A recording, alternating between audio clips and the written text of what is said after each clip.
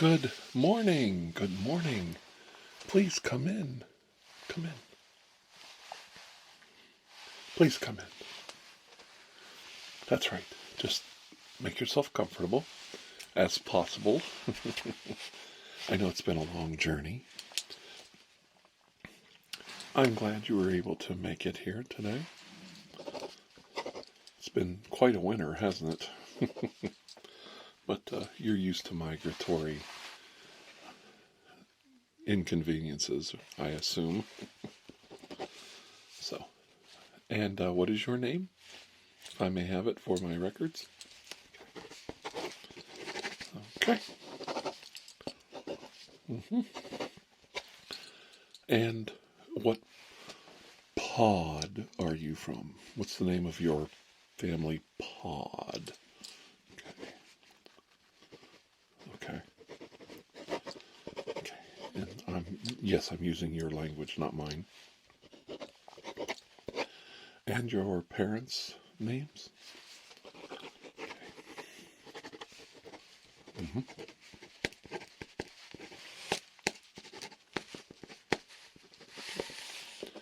Is that an Inuit dialect? Sure sounds like it. Well, your people have lived alongside the Inuits for millennia now, so I would assume there would be some crossover in the language. So, yes. And how many offspring do you have? And and your partner's name? Just for our records, your partner's name. Okay. All right. And very good. And your age is okay. Okay. Correct. That's what I have right here. Your birthday and your age. All correlates with my records. So, of course, I know this is a little... Everybody gets a little nervous when they have to go see a doctor for anything. But I know you're here for a high quality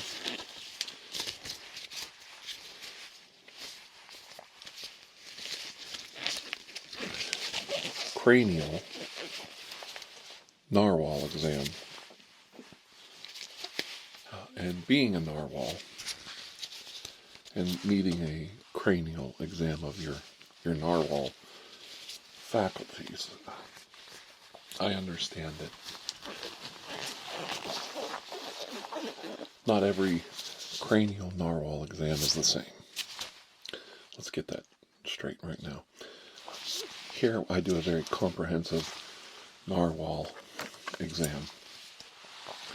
We look at how the tusk, the tooth as it is, from your narwhal cranium extends out, and we examine the millions upon millions of nerve endings, and we check for any food particles or debris or barnacles that might have attached to your narwhal tusk, and we do a comprehensive exam there. It's really important when you're doing a cranial narwhal exam that we check out the surrounding blubber. Yes, your whale blubber, to make sure that you're very healthy, that the blubber has a good consistency, and the fact that the other vestigial teeth that you have in you have a minor tusk too, I see. You have your major unicorn tusk and the secondary tusk. I see that it has protruded through your lip there quite well. So, very rare.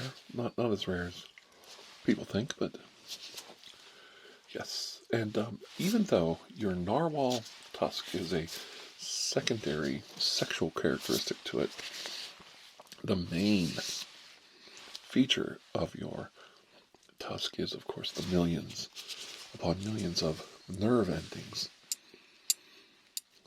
we are going to examine today to make sure that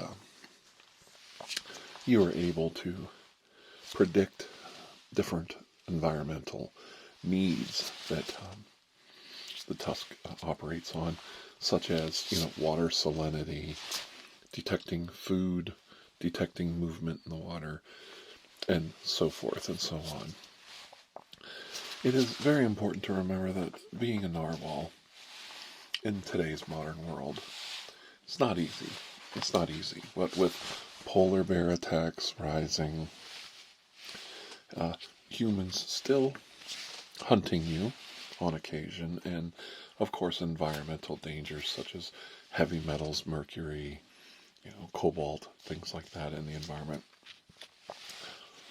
I will say it's not easy being a narwhal, and getting a comprehensive, proper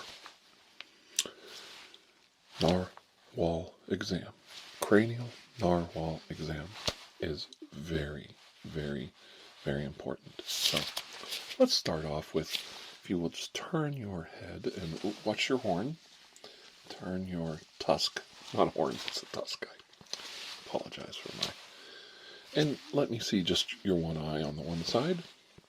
Can you see me? Okay. So with your one good eye, will you tell me how many fingers, human digits, I'm holding up? So, okay. One. Okay. Very good. Very good. Very good. Very good. And if you will now turn your head the other way, I'll back up so you don't hit me with your tusk.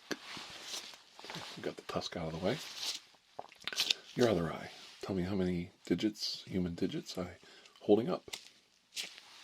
Very good. Very good. We'll just keep it simple. Now, while we have you there, I would like to check out your eye. Keep looking right at me with your one good eye. I have the same problem. I got a lazy eye over here. Don't worry, it's coming around. Okay, and if you would mind holding still, I'm going to get out my otoscope. What a mess I am today.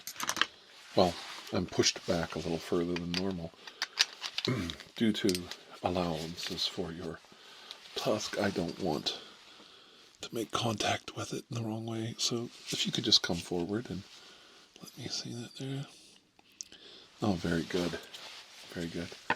And I'm just going to pull up your eyelid on your eye, your one eye, and we're going to take a little peek there. Okay, just a little peek. There. Good. Okay, great. Now, if you would mind turning that way, so just slide your tusk that way. Okay. And I will do the same with this eye. Sorry to make you turn around so many times. Yeah. Okay. Great. And we just want to look in that eye real quick. Just want to do a couple of, look at me, look straight at me. I'm just going to look at that eye real quick. Very good. Just look right at me. Look into my eye, matey. Look into my eye. I know Moby Dick is such a great book, isn't it? I love it. I love Moby Dick. It's a great story, and I know I'm a little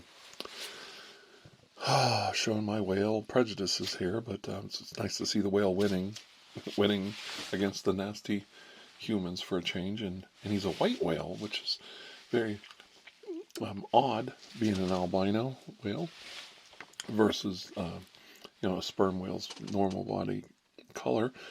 But I'm sure you can relate to it, being that narwhals have a mottled white, gray ish blubber to them, similar to Moby Dick. It's probably like, maybe Moby Dick wasn't a sperm whale, maybe he was a gigantic albino narwhal. I mean, we could fantasize.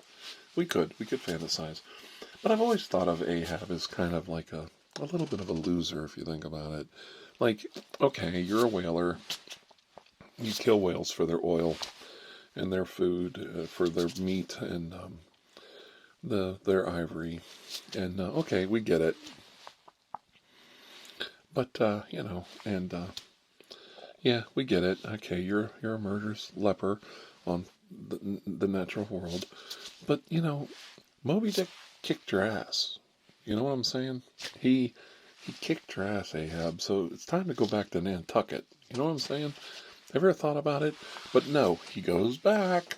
He goes back to contest Moby Dick's hunting ground again. And what does he get for it? He gets his ass handed to them.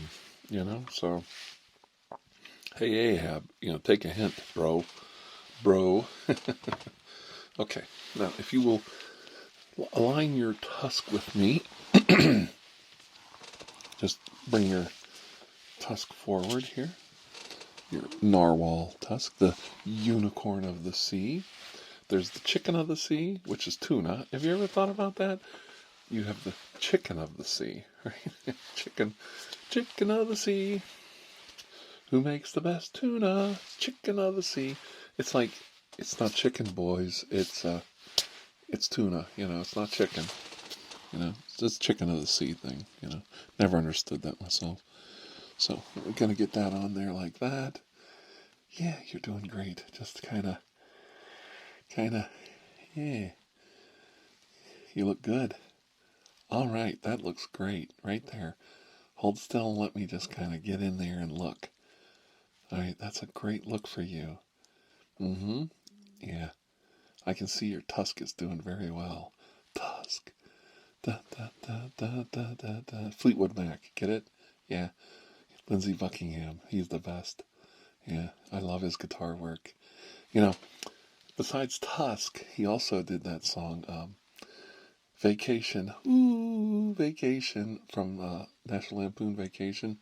Remember that? That was a fun one. I like that, yeah. It was good. I love those movies.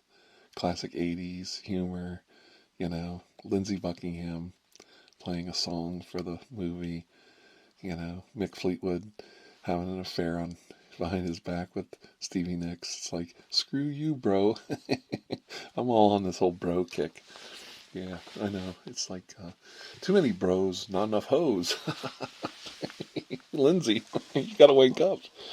Quit playing that guitar and get busy with the ladies. Yeah. Well,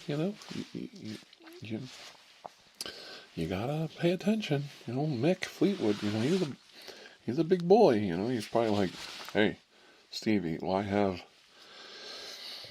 it's kind of like the narwhal tusk. I mean, there's a relation there. Mick Fleetwood's like 6'7" or something, and Lindsay's only like 5'8". It's like, you can see Stevie Nicks looking over there like, that's looking pretty tasty over there. Kind of like, how the narwhal tusk, like we were saying before, you have those secondary sexual characteristics of the narwhal tusk in a million nerve endings in it. I'm sure the ladies know how to, use their prestigious tongues to stroke that tusk in the moment of ecstasy. Ooh, that's so grisly to think about, but so rewarding at the end of the day, isn't it? Wink, wink, wink. You get me. You get me. Tusk bump.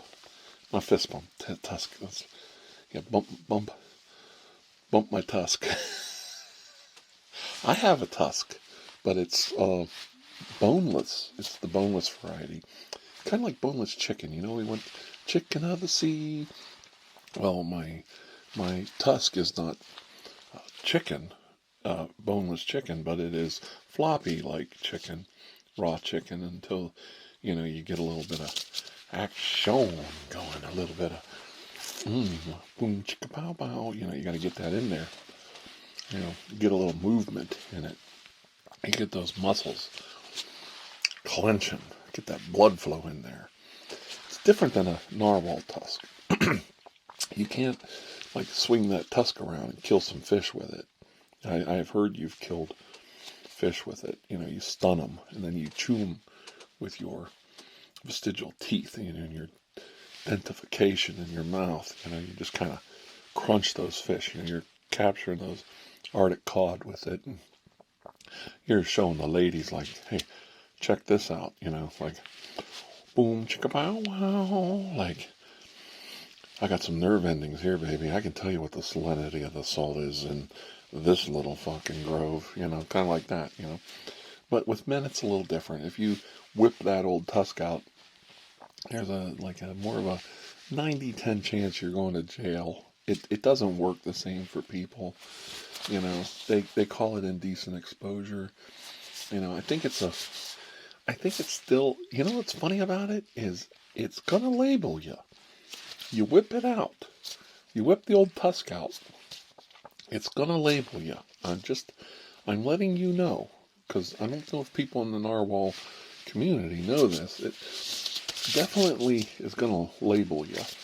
Like, that guy, he whipped his tusk out. Over there. But I think it's still a misdemeanor. It's kind of one of those things, It's not a felony. I don't think, unless you whip it out, of course, in somebody's face. You slap them in the face with it, and then it becomes felony assault with a deadly weapon, because it is deadly. At least mine is, ladies. You know what I mean? Hint, hint. Well, that's what they say, What they say, A man's nose, a man's hands. Yeah. Just because there's a little snow on the old roof here, baby. Don't say there ain't no fire in the old pan, you know what I'm saying? Ching chicka bow wow. Something like that. I think the problem is all of us men. We are men here. You, me, men. We're men. It's cool, bro. We're bros, Bros before hoes. We get that way. We just start talking about our member, whether it's a tooth, a tusk, like a horn. I've talked to black rhinos. I've talked to elephants. I've talked to chameleons that have that little horn sticking out of their head. Even praying mantis, they talk a lot of smack. Praying mantis talk a lot of smack, about how, big their horn is and how developed it is and how badass they are with the ladies. But at the end of the day, she eats their head off, and their body just keeps secreting. I know. Think about it. Like, you're a narwhal, or I'm a guy. I'm just a guy. Me and you, we're guys. We're just hanging out, And, you're having a little fun with your lady friend there, your spouse, your partner, your significant other, and, you're just plunking away, just doing your thing, doing what comes natural, nothing wrong with it. It's consensual, 100% consensual, by the way. 100%. And, and then she just turns around and bites your head off. Like, hello, doesn't matter how big your member is, she still ate your head completely off. You're brain dead. Like, yeah, it's like, yeah, I just kept pumping. Even after she cut my freaking head off, I just kept laying some pipe. It's like, yeah, I think I would choose abstinence. Like, I can't believe in the praying mantis world that abstinence campaigns aren't more popular. Are you following me? Yeah, you can feel it. Like, I can feel it. You know what I'm saying? Right on, bro. Right on. So, but, it's like, the only safe praying mantis sex is abstinence. That works. That motto actually works in the praying mantis world. Now, in the human world, it's like, what's the only safe sex? Abstinence. It's like, no, because you're not partaking. Like, it's like saying the only way to lose weight is not eat food. Ooh, yeah, I mean, we all get it, but in this case, abstinence is the only safe sex in the praying mantis world. You know what I'm getting at? I know. I digress. I'm all over the place today. I'm just thinking about this old friend of mine from Chicago. He's a complete loser. Yeah, and he can't hardly ever stay working, and always on government assistance and things like that, which that's what those programs are for. And he's just so short-sighted. It breaks my heart to see him devolve into a political yes man for one party or the other. He's just so simple-minded. But it's really sad that he forgets all the men and women who have fought for this country, and protected people. I remember the service that the narwhal community provided during World War II with early sub-detection and helping the United States convoys, protecting them before the advent of sonar and radar. I remember the contributions of the narwhal community during the early dark days of World War II. And I think people forget that. I really do.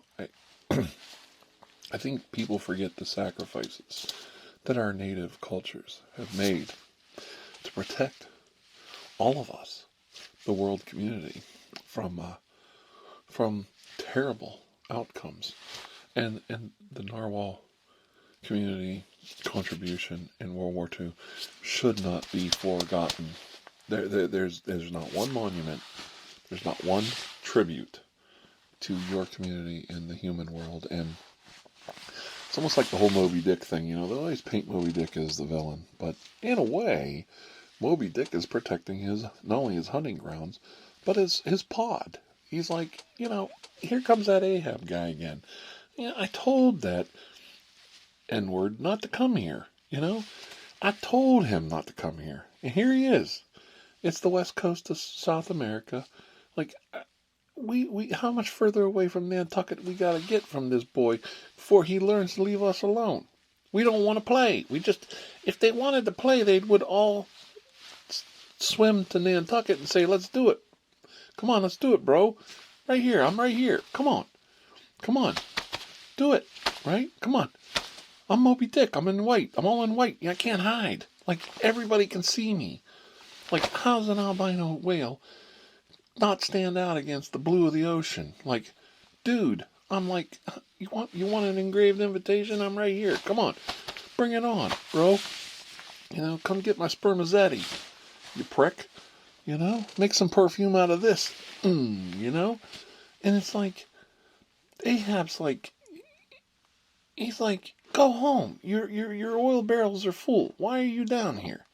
You want it. He wants it. Like, anything that happens after that point, it's not Moby Dick's fault. That's all I'm saying. It's Ahab caused this shit. I agree with you. I agree 100%. This ain't me kissing your ass because I'm trying to, get whale-human relationships going here. That's not what this is about. I'm not talking like, I'm not, it's not like, I'm with my friends of color. Hey, did you see the new Denzel movie? And then I'm over here with my Jewish friends, Mazel Tov. No, I know we're talking about tusks, but that's different because we're men, We're men. I'm a man, okay? I am a man, and, just letting you know, the tusk, right here, it's where it's at, I thank you for that. I know I would do well in the narwhal community. Thank you. Thank you, bro. Thank you. Okay. Got this whole bro culture thing going right now. I think it's kind of cool that we can talk so openly about, things. You know, I know you got a bone down there, like whale bones in their penis. They call it the penis. The whale bone is the biggest bone down there in the mammal community. Did you know that? You may not know that because I don't know how many other mammals you've dissected besides the occasional polar bear that you've dissected with, the old unicorn horn right in the scrotum there, But we measured them. Human beings are like that, They found specimens of all the mammals, and they put all of they did. Some guy, I don't know his name. It's one of those things that's lost in history. But there was this guy, and he gathered all of the penis bones, all of them, from little church mice. And church mice, you can't even. A church mouse has this little tiny penis bone, and you like have to pick it up with tweezers, like you're literally like, excuse me, I'm doing some measurements here, so let me get that. Oh, there's the little tiny church mouse one. It's very small, but hold on, chaps, I'm going to measure it here against this narwhal specimen, and there's the blue whale. Ooh, my. Oh my, that's quite prodigious. Oh, that's a big one. Oh, that's a big one. That's what my mother used to say. Over tea, no less. Naughty. Naughty. Let me feel your blubber. But anyway, I'm going to fill your blubber up. I just got to do it. Because I think it's part of the Cranial Narwhal Exam, which there's not much involved in it besides the diatribe and the asides and all the stories and the whole Moby Dick thing. I don't know. I rooted for Moby Dick. I really didn't like Ahab. I'm being honest. My opinion's never changed. Ahab's kind of a dick. They say Moby Dick, but it should be Ahab the Dick. Am I right? Like, Ahab, you're being a dick. Like, leave the guy alone. And that's the story. Like, Moby Dick could be like 2 pages. It could be, I met Captain Ahab, and we hunted for whale blubber and oil, and then we went home and sold it and made a lot of money, and we all retired and lived happily ever after. The end. 2 pages. But no. That wasn't good enough for Ahab. Nope. What a prick. It's like, instead of saying Moby Dick, it should be, Ahab, you're a dick. That's the story. I just wish, you want to just grab somebody and just shake them. You just want to, come on, wake up, people. It's like, just don't listen.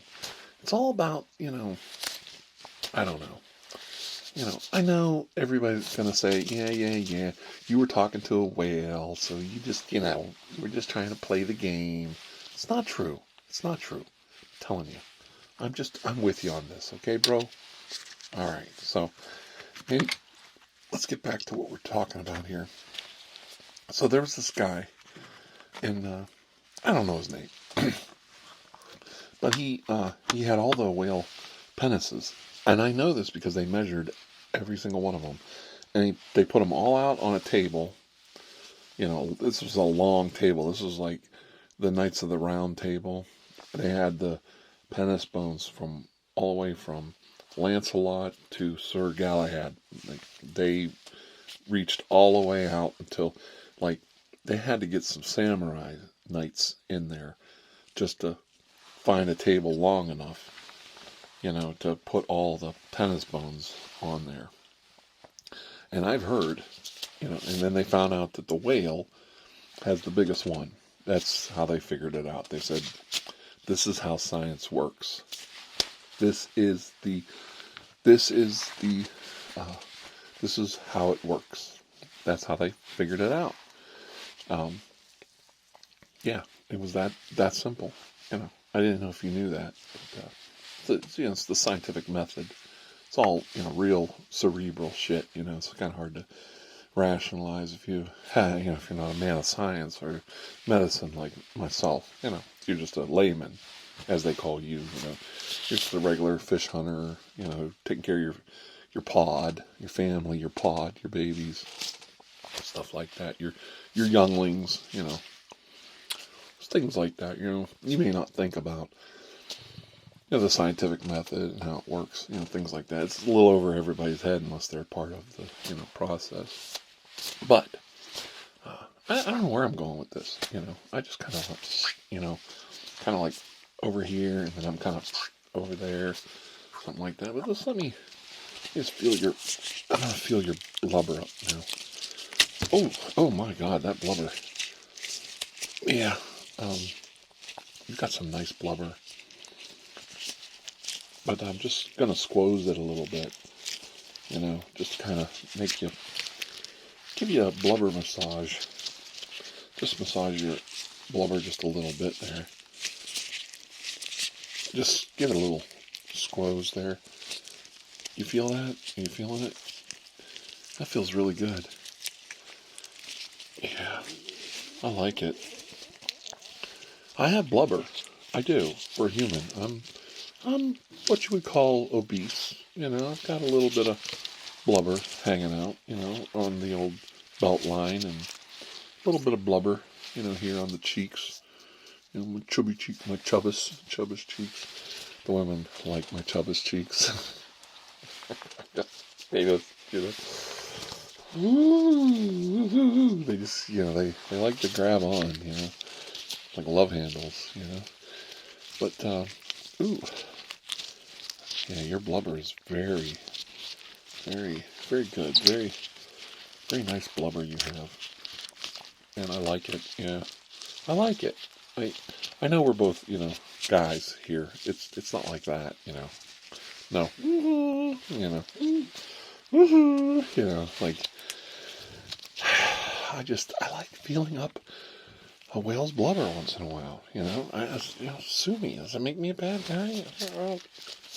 You like it. You like getting it's consensual. Like, we're consenting. We're two consenting adult males, and I'm just, squozing your blubber layers, just squozing it out there a little bit, like right there.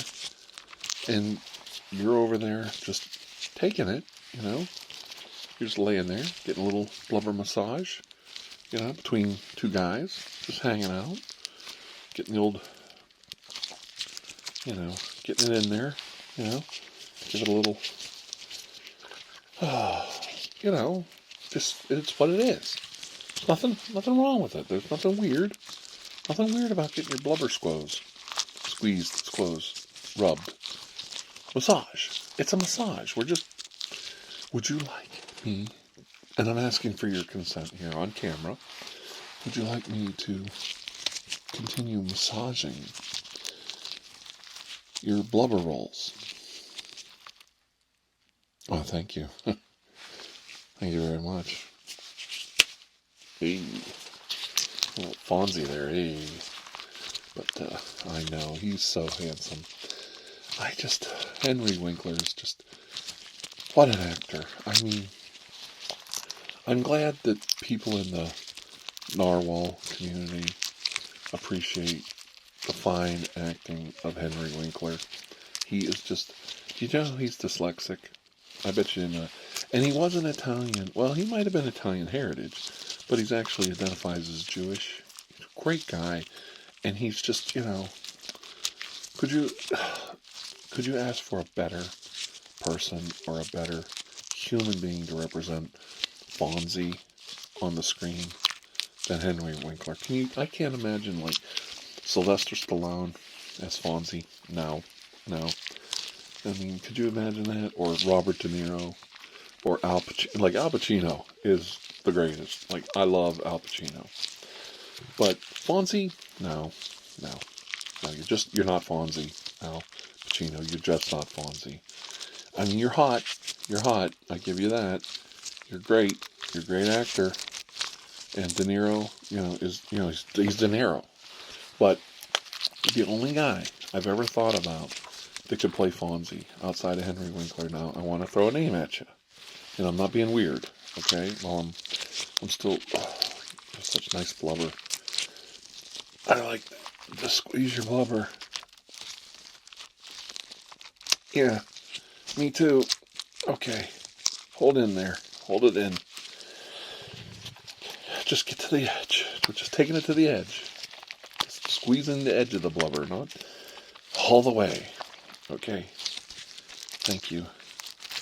But the only guy, I'm going to throw a name at you, that might, played Fonzie outside of Henry Winkler. Only actor. And I know you're going to think I'm saying Robert Duvall because, let's face it, Robert Duvall can play anybody. But, no. Not Duvall. No, not Duvall. One name. Gene Hackman. Huh? No, just think about it. Leather jacket. Close your eyes.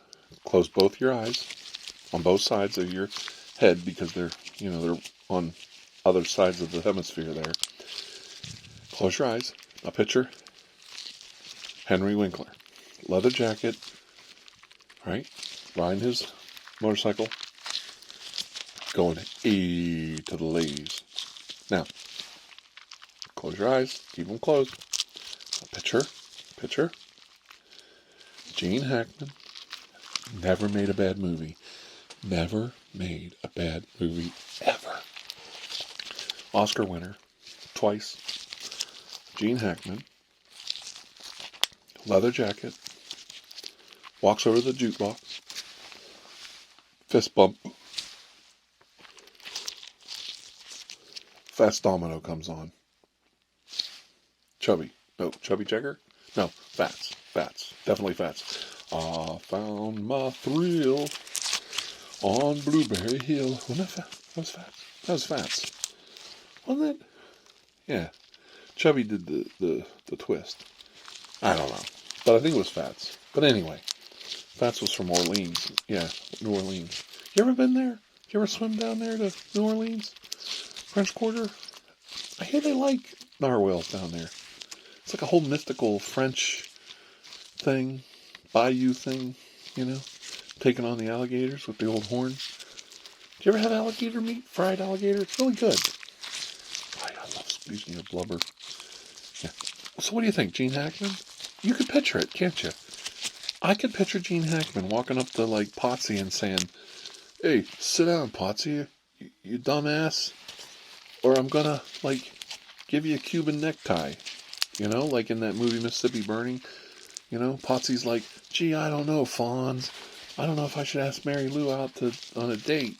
It's like, "Potsy, sit the F down, or I'm gonna bleed you dry." Something like that, I don't know. I could see Gene doing it, like the whole Bonnie and Clyde thing. Remember that when he was in Bonnie and Clyde? And they shot him right in the head, and he acted his ass off. I don't know about you, but if somebody shot me in the head with a Thompson machine gun, I wouldn't be running around in bandages going acting my ass off like Gene Hackman. It's look out, look at him, and then there's the whole Young Frankenstein's thing with the blind guy. He was blind and he outacted everybody in the script. Could you do that? Could you, you're blind, okay, let's just, lob your eyeballs right out, and then you play a scene with Frankenstein, over there, Frankenstein, young Frankenstein, monster. Could you do that? No, I didn't think so. You'd be like, "I'm freaking blind over here, man. I can't even find my way around the room. I'm a freaking narwhal, dude. You cut my eyeballs out. What the fuck?" There's Gene, saying, "Wait, I'm making espresso." Let's have a cigar. if he could play a blind guy in Young Frankenstein and a guy with a bullet in his head in Bonnie and Clyde, like he could easily, and I'm talking easily, play Fonzie. He'd be like, "Hey, yo, come here, girl, kiss me." He would just tell him, like Fonzie used to go, "Hey," and then he would hug the girl, and get her dancing, Gene Hackman would just say, "You, woman, get over here. You, that one, yeah. Richie, shut up, sit down, Go work at your dad's hardware store. Be a man, Go count some screws while I'm over here busting a nut." Something like that, in Carla's butt, Like, I could see Gene Hackman just taking over Happy Days and just kind of, and Pinky Tuscadero, like, you probably don't even remember Pinky Tuscadero in Happy Days, but the Fonz told her, like, "I can't go with you, Pinky Tuscadero, on that great tour of America, fighting the Malachi brothers in all these, car smash-up derbies and making lots of money and getting famous, because, Pinky, I gotta stay here and take care of Richie, Potsy, and Ralph Mouth." And Gene Hackman, he would have just been like, "Hey, Richie, Ralph Mouth, yeah. Potsy, yeah. Sit on it. I'm going with Pinky Tuscadero. I'm going to be rich, and I'm going to get all the strange I can have with Pinky and the girls. So, screw you." And then they would have been like, "But who's going to help us? Fonz? Who's going to teach us moral lessons?" And he would just say, "You losers suck. Shut up. Go sit down. Ask Tom Hanks or something. Mork from Ork or something. Just, I'm out of here." And the show would have ended. It would have been like canceled, but it would have been a good show. Everybody would remember it. They'd be like, give him the Emmy Award. They'd say, like, and the Emmy goes to Gene Hackman for Fonzie, Arthur Fonzarelli, on Happy Days.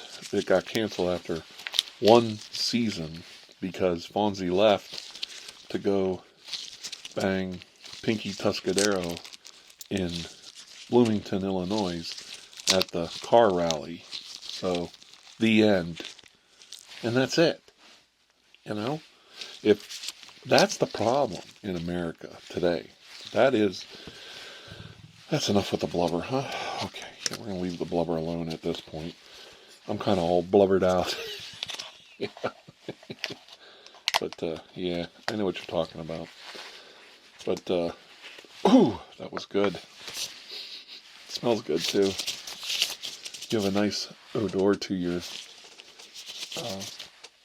pachyderm there, your skin, or whatever they call it. But anyway, I digress. But that's a problem, real men like you and me, we don't write these scripts. We don't do it, we just don't partake of the process, the creative process. Get the juices flowing, hanging out with the guys, writing the scripts, limited series, Happy Days goes from a 10-year sitcom that jumps the shark after, 3 seasons or something, like literally jumps the shark, and I know that pisses you off, the whole jump the shark thing, because, like, you don't jump a shark, do you, in nature? No, you walk right up there and you pounce on them. You don't jump on a shark, you go up and you ram right into his gill slits, you punch him in the nards, Tell me like it how it is. Doesn't that piss you off? Now here's Fonzie, the toughest guy in America, and he's jumping the shark. Richie's like, you think you have to prove something to be a man and jump the shark? It's like, shut up, Cunningham. I gotta do this to show everybody I'm a man. I'm gonna show everybody I'm not afraid of that shark. Yeah, well, but in the narwhal community, here comes a shark. Here comes one of them great whites, or whatever. It don't matter. Mako, great shark, great white, a hammerhead. It's like, hey, look over there. There's a shark. Let's go kick his ass.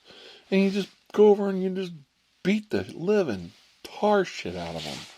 Like, screw that guy. You don't jump a shark. Like, oh, I'm so afraid of a shark in a swimming pool.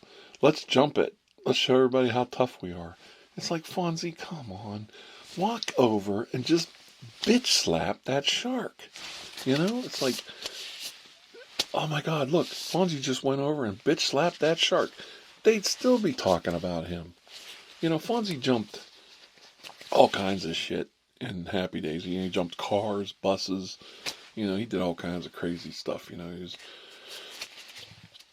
was pretty versatile guy. I'll give him credit. Like, he wasn't no wimp. Fonzie was very athletic, and he did his own stunts when it come to the jumping the shark stuff. He was out there for it. He was up for it. He was up for it. I give Henry Winkler creds. He could water ski. The man knew how to lay down some tracks. He could do this stuff. He was a good guy. That I'm cool with. I'm cool. It's cool. It's cool. It's cool. But Fonzie, But like, it would have been so good if he had been like Fonzie would have been like, Richie would have been standing there, and Ralph Mouth would have been like, "Ooh, Fonzie, I'm scared. There's a shark over there in a holding pen. Ooh, they can't hurt us because we're on land and it's in the water and it can't hurt us. But we're all shitting our pants because of Jaws." And Fonzie's like, "Screw that. What the? Get out of my way, Ralph Mouth." And just walked over and just, whoa, it's like, just punched that shark right in the face. Like, this shark, and it would have started singing, like,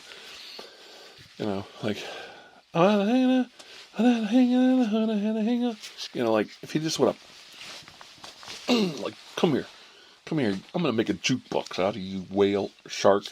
Sorry, that was racist. I know, it come out. I'm sorry. I didn't mean it.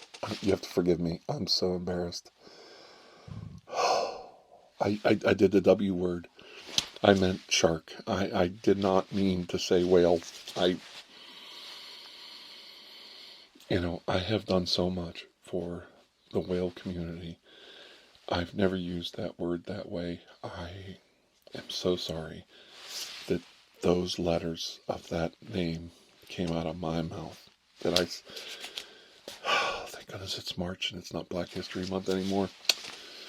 Oh, forgive me. I'm not racist. I am not.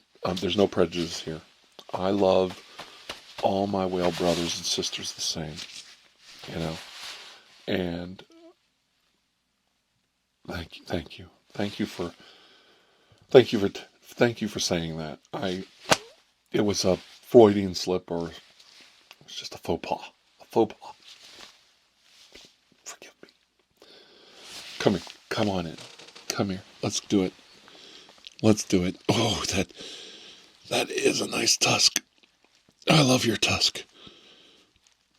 Ooh, yeah. Pat you on the blubber.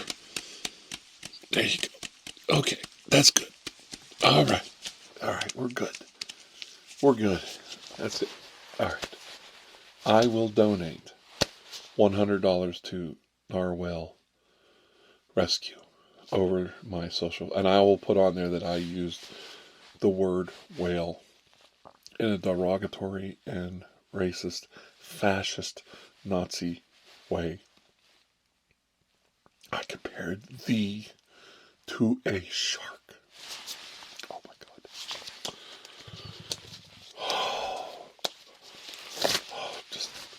It's going to take a while. I'll be all right.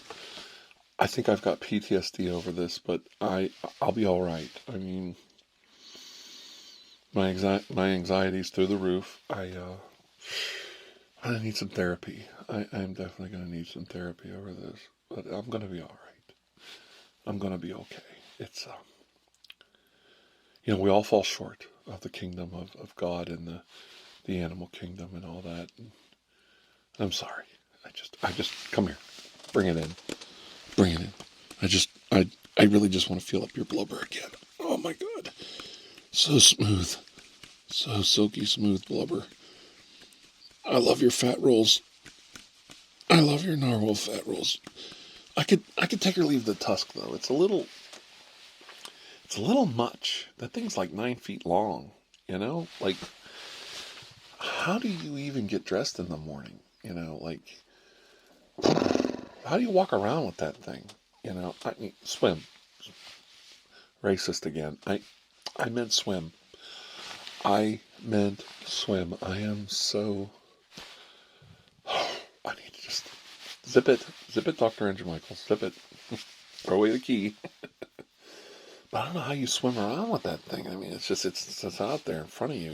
Like I have women ask me, like, how do you walk around with that thing flopping around in your pants? It's like, and I go, you think this is bad? You think this is bad? You should check out what a narwhal goes through on a normal day. Hey ladies, I mean, it's like unicorn of the sea. What are you gonna do? So I think we're done here. I think I totally suck as a human being. I think I've been, quite bombastic in my comedy today, and I just don't know if it works. But I'm proud of myself because, I sat down and I did it. I gave you a cranial narwhal exam, and come out great. You've got 1.2 million nerve endings in that tusk, and you're hot. You're hot. You're good with the ladies. The ladies love you. I don't see any negatives here. Do you? I'm with you, bro. Like, I think later we're going to go to the store, get some bottled water. Yeah, we drink bottled water. Not out of the tap. You got to drink bottled water because we're special. 21st century. It's the future. Drinking water out of a bottle that you pay for and then throw away, because that makes the environment better. Microplastics are everywhere, but we don't care. We still do it because, it's cool. I got one right here, a little bit of water, it's in a bottle, what are you gonna do, But I digress. I'm all over the place today. Yeah. So, tell the missus I said hi. Ooh, I think I got a little blubber flake here. A couple little tiny blubber flakes. You want to see? Let me see if I can pick them up with my tweezers. I'm gonna tweeze these blubber flakes here. Bring them up to the... Here, there. Look, I had a couple blubber flakes fly off there. Your mottled skin flew off, and I got a couple blubber flakes there. But that's okay. I'll just kind of put them in my blubber collection over here. We got to test these blubber flakes for heavy metals like mercury and cobalt, arsenic, things like that. To get in the water, into the ocean, into the fish, into the food chain. It's a good thing humans don't like narwhal steak, or you guys would have been gone like 150 years ago. But we killed some manatees that way. There's a bunch of turtles, dodos, some manatees we wiped out, seals we wiped out because they tasted good. But luckily narwhals taste like shit. It's the only reason you're still alive. And that's a good thing. Like, you could sit there and say, like, what the fuck, dude? Like, what are you talking like that about me, man? Have some courtesy, have some manners. But it's a good thing. Like sharks don't like to eat humans. They eat us. They do kill us.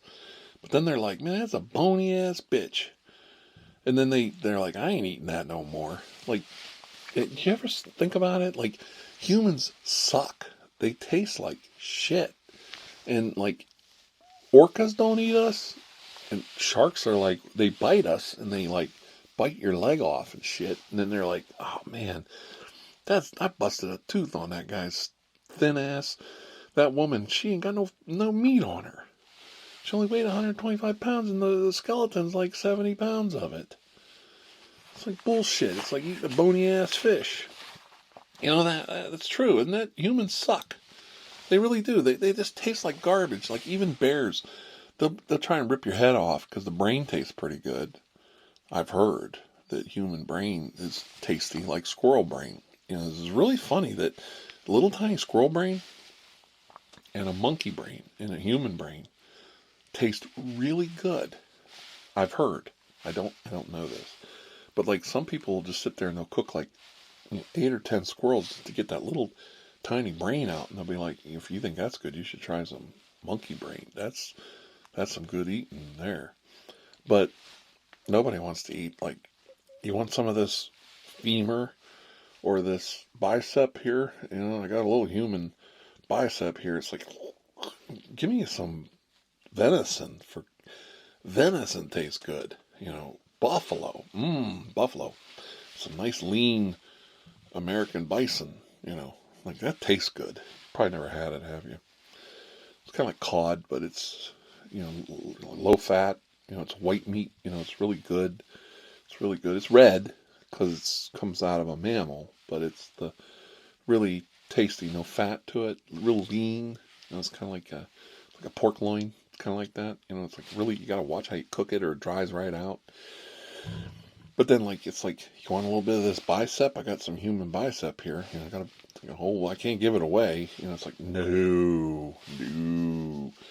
It's the only thing that keeps us alive. That's why we took over the whole world. You know, narwhals. Narwhals, you know, they've survived this long because we taste like garbage.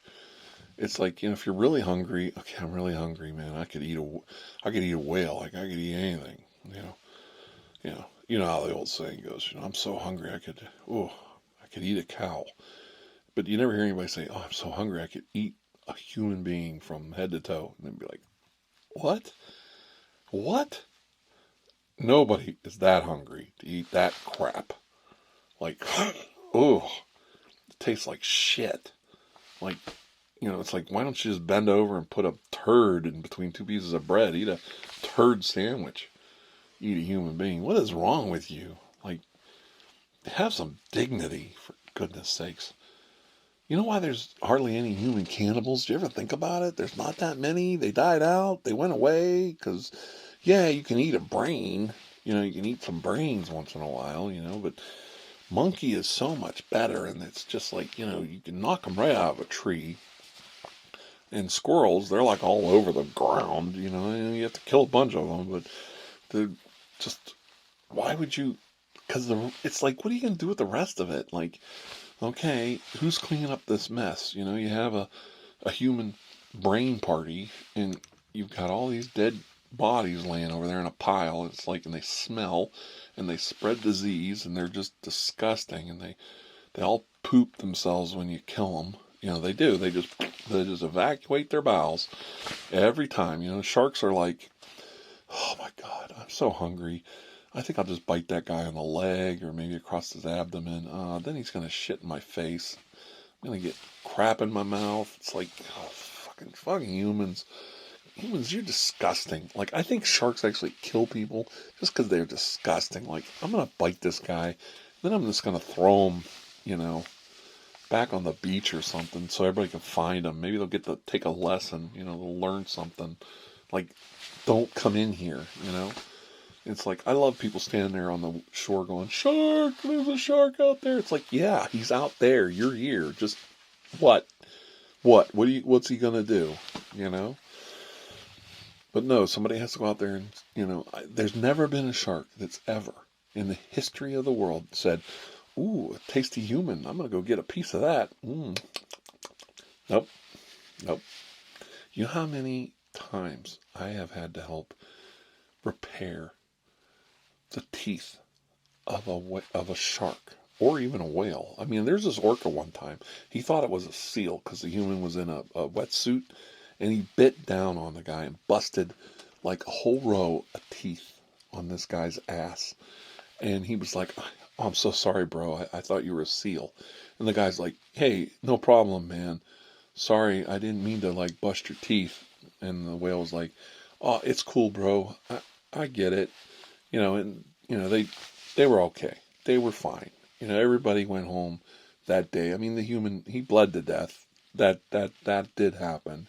He died from massive hemorrhaging of body fluids. He died before they even got him back on the boat. But the whale was really sorry. He sent a note to his family and everything. I mean, it was like, I'm really sorry. I didn't mean to eat him. Like, I didn't eat him. Like, let's get that straight right up front. He did not eat the guy. He just bit down. Like, I only bit him once. Like, it was a big bite. He slid off of an ice floe, and he was struggling. He yelled for help, and he was in that rubber wetsuit. He looked like a seal. He looked like a struggling seal. And I always regret it. I bit him once, just one time, and I split him wide open. I didn't mean it. I apologized. I did say I was sorry, and the guy's like, "Yeah, no, I get it."